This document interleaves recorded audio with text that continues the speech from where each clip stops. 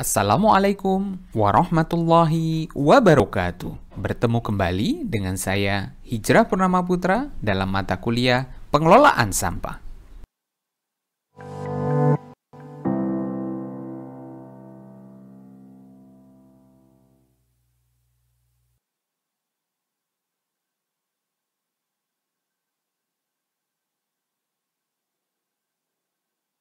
Pada pertemuan yang kedua kali ini, kita akan membahas terkait dengan sumber, karakteristik, dan komposisi sampah pada mata kuliah Pengelolaan Sampah.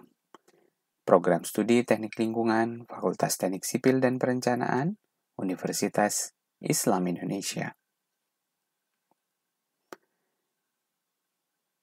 Pada materi kali ini akan terdiri dari 3 video.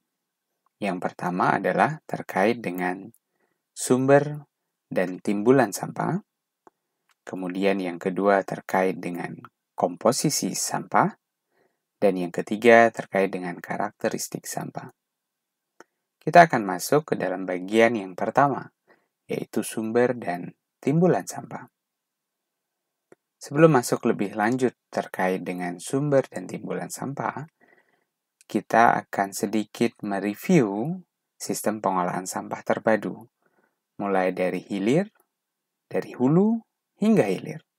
Mulai dari sumber sampah, kemudian sampah tersebut akan mengalami proses pewadahan, kemudian dilanjutkan dengan proses pengumpulan atau pemindahan, selanjutnya akan mengalami proses pengolahan skala kawasan, baru kemudian diangkut residunya dan berakhir di tempat pembuangan akhir. Namun pembuangan akhir sejak Undang-Undang 18 tahun 2008 sudah berganti kata pembuangan menjadi pemrosesan. Jadi tidak hanya sekedar dibuang dan ditumpuk saja di tempat tertentu, namun sudah diproses terlebih dahulu, baru residunya ditumpuk dengan cara metode landfilling atau menggunakan konsep TPA tersebut. Nah, ini menjadi bagian dari desain tugas perencanaan yang akan dilakukan oleh teman-teman semuanya. Mulai dari sumber sampah, kemudian bagaimana merencanakan pewadahan, pengumpulan, hingga akhirnya di tempat pemrosesan akhir sampah. Nah, bagian kali ini kita akan bicara tentang sumber sampah, karena ini masih di pertemuan yang ketiga. Sumber-sumber sampah yang dimaksud sesuai dengan Undang-Undang 18 tahun 2008, salah satunya adalah sampah rumah tangga. 75% sampah rumah tangga ini mendominasi sampah yang dihasilkan oleh wilayah pemukiman atau wilayah perkotaan. Sumber daerah pemukiman dapat dibagi dari pemukiman masyarakat berpenghasilan tinggi, penghasilan menengah, dan penghasilan rendah. Kenapa tipe penghasilan ini membedakan jenis sampah dan juga kuantitas sampah? Sesuai dengan berbagai macam penelitian yang sudah dilakukan, ternyata sampah erat hubungannya secara umum ya, erat hubungannya dengan tingkat pendapatan. Ada data menunjukkan bahwa tingkat pendapatan yang makin tinggi berarti mengakibatkan jumlah sampah yang dihasilkan juga semakin tinggi. Nah, terkait dengan sumber sampah yang kedua adalah sampah sejenis sampah rumah tangga. Sebenarnya ini juga kita sudah bahas pada saat kita membahas Undang-Undang 18 tahun 2008 pada pertemuan sebelumnya. Sampah sejenis sampah rumah tangga ini dapat berasal dari kawasan komersial misalnya. Dari pasar, pertokoan, hotel, restoran, bioskop, industri, dan lain sebagainya.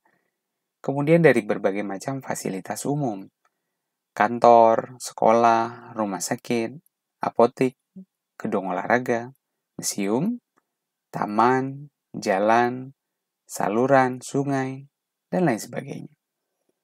Kemudian selanjutnya adalah dari fasilitas sosial, dari panti sosial, rumah ibadah, dan sumber-sumber lainnya yang tergantung dari lokasi wilayah perencanaan tersebut. Misalnya ada rumah potong hewan, limbah pertanian, ada limbah-limbah yang dihasilkan dari berbagai macam aktivitas yang sangat spesifik dengan wilayah tersebut. Selanjutnya adalah sampah spesifik. Sampah spesifik ini memang tidak diatur dalam Undang-Undang 18 tahun 2008. Namun jenis-jenisnya kita perlu ketahui agar kita juga tahu mana yang masuk dalam kategori perencanaan kita dan mana yang tidak masuk dalam perencanaan tersebut. Jenis-jenisnya adalah yang pertama, sampah yang mengandung bahan berbahaya beracun. Sampah yang mengandung B3. Kemudian yang kedua adalah sampah yang mengandung limbah B3. Nah, mudah-mudahan sudah ada gambaran berbeda antara B3 dan limbah B3. Kemudian sampah yang timbul akibat bencana, sampah bongkaran bangunan, sampah yang secara teknologi belum dapat diolah, atau sampah yang timbul namun tidak secara periodik. Artinya seperti tadi ya, ada sampah yang diakibatkan oleh bencana, tidak ditimbulkan secara periodik. Jadi masuk ke dalam kategori sampah spesifik.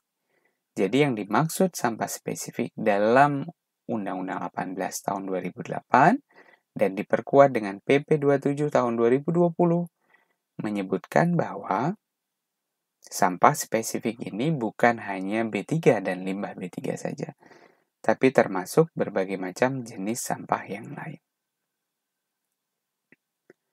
Terkait dengan sumber sampah, berdasarkan SNI 193983 tahun 1995, disebutkan ada dua kategori sumber sampah.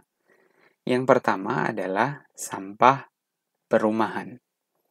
Baik itu perumahan permanen, semi-permanen, dan non-permanen.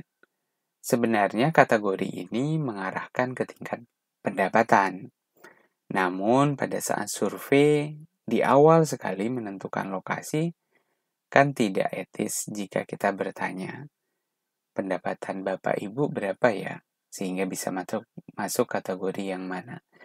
Namun secara fisik rumahnya dapat kita bedakan, ada pendapatan yang tinggi, menengah, dan sedang. Kemudian selain perumahan, terkait juga dengan sumber sampah yang non-perumahan, yang sudah kita bahas tadi ya. Sampah sejenis sampah rumah tangga. Misalnya kantor, toko, ruko, pasar, sekolah, tempat ibadah, jalan, hotel, restoran, industri, rumah sakit, dan berbagai macam fasilitas umum lainnya. Ini termasuk ke dalam kategori non-perumahan.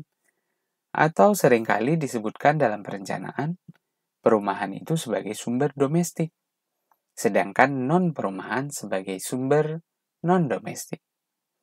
Nah, tentunya ini sangat tergantung dari wilayah perencanaannya masing-masing.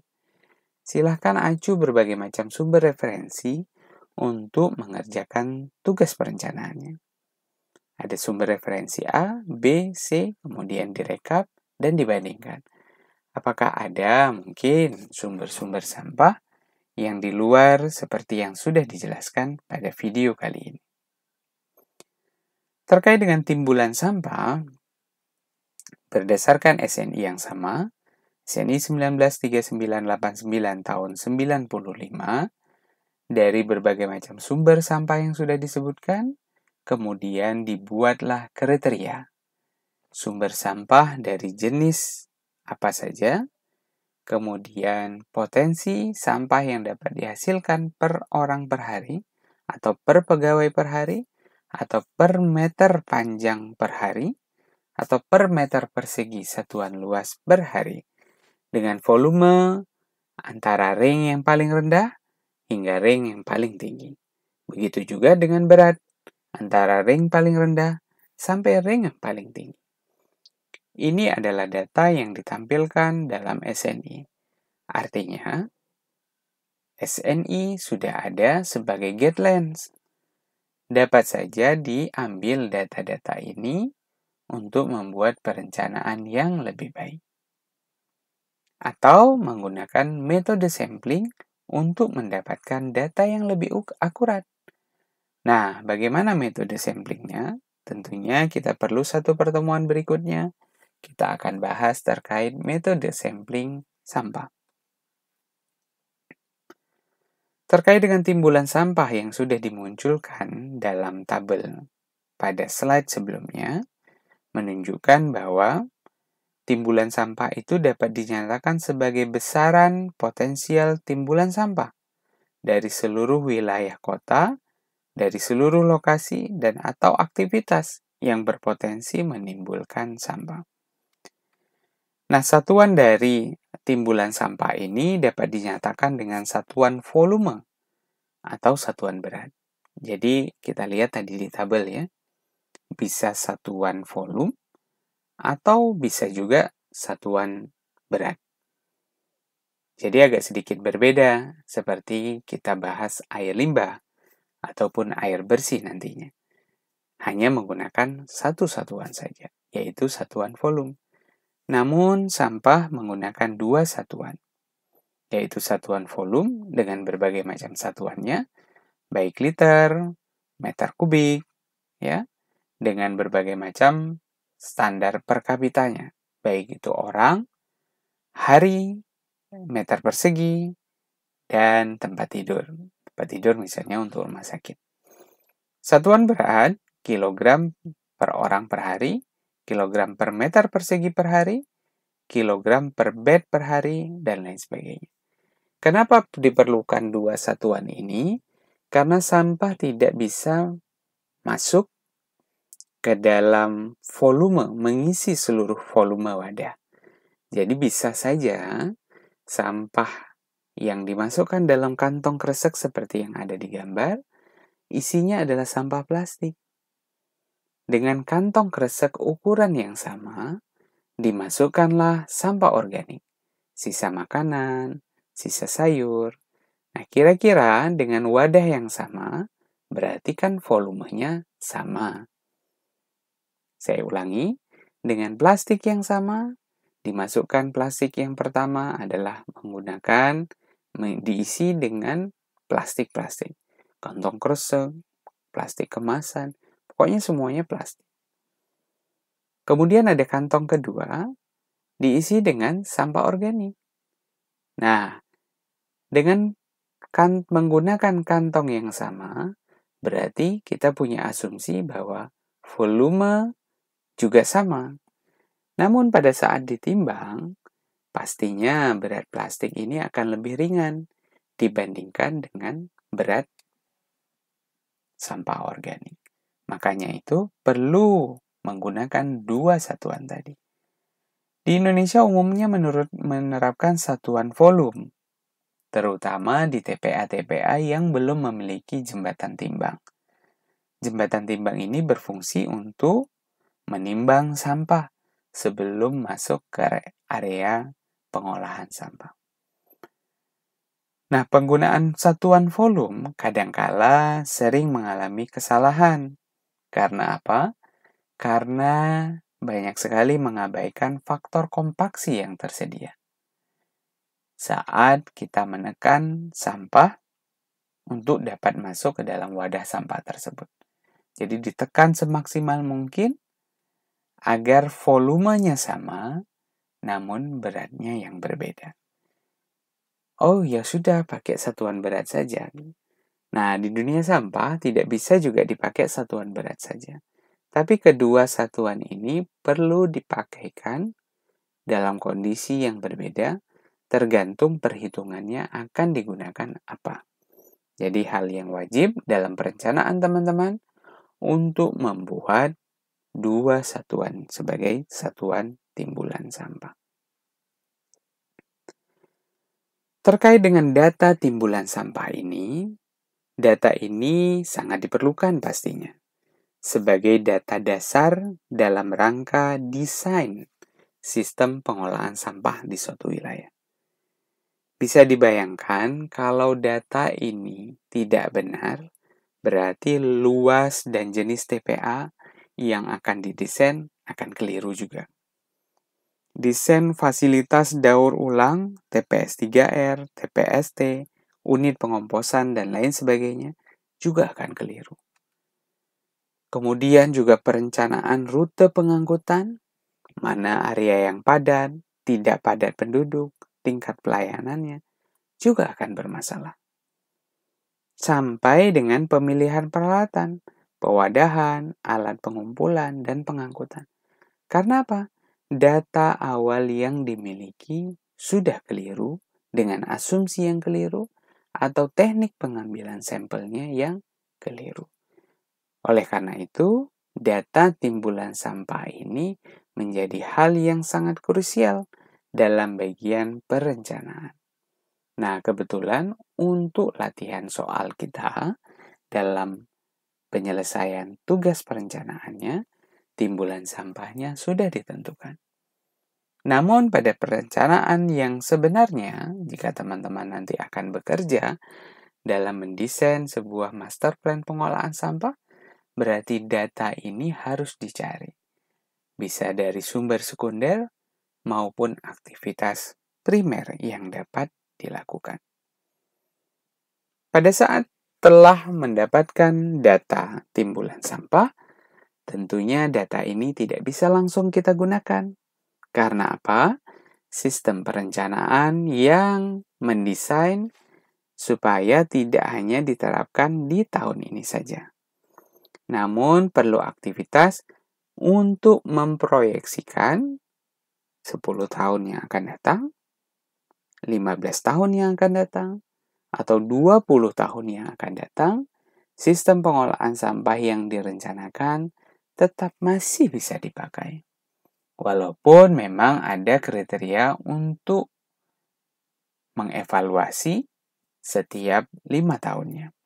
Berbagai macam metode proyeksi penduduk, baik itu metode aritmatik, geometrik, least square, yang punya sifatnya yang berbeda-beda. Misalnya aritmatik cenderung dengan penduduk secara pertambahannya secara linear. Geometrik terjadi secara eksponensial, naik dengan model tidak berurutan, tidak teratur, dan seterusnya. Rumus-rumus ini dapat digunakan untuk menghitung jumlah penduduk di tahun perencanaan.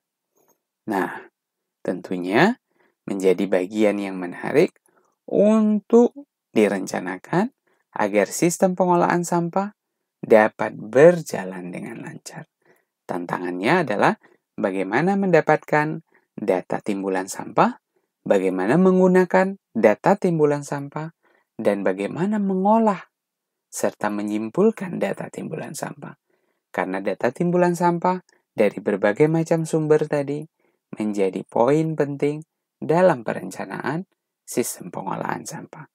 Dapat dibayangkan, sumbernya keliru, cara ngambilnya keliru, cara analisisnya juga keliru. Berarti berbagai macam potensi kekeliruan di dalam desain berikutnya juga dimungkinkan keliru. Jadi, tantangannya ada di tangan kita bersama, bagaimana memikirkan bahwa data timbulan sampah menjadi data yang sangat krusial.